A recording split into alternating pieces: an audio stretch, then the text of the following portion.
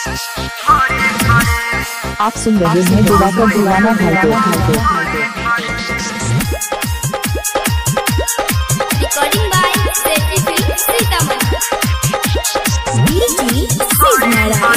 सीतामढ़ी। इलाका का धमाका होगा तो नहीं होगा, दिवाकर दीवाना भाई का होगा।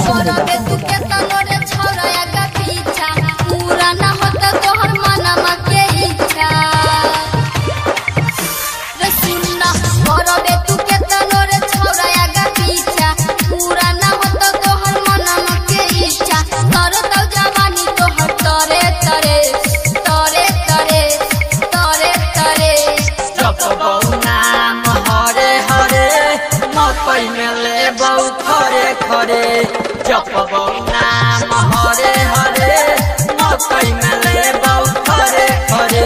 आपका क्या नाम है? दिवाकर दीवाना भाई बेला मधुबन 2019।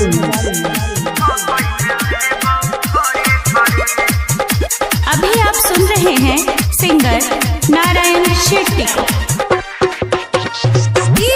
शिव नारायण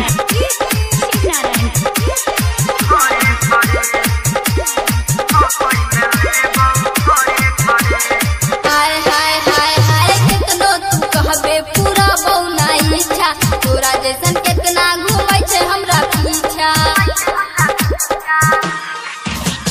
ले बहु गोरी हमाय अपन हिस्सा तोरा खियाबो तेरा बखीसा। देखे न सपना बोरे बोरे बोरे बोरे बोरे बोरे जपबो नाम हरे हरे मकई में लेबो खरे खरे जपबो नाम हरे हरे मकई में लेबो खरे खरे। इलाका का धमाका होगा तो नहीं होगा, दिवाकर दीवाना भाई का होगा।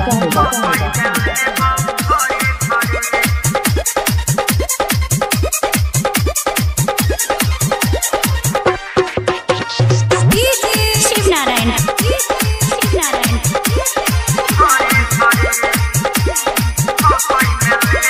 आप सुन रहे हैं दिवाकर दीवाना भाई को। अपन बेना दिलवा के हमर प्रीतम हाथ नए तो मनीषा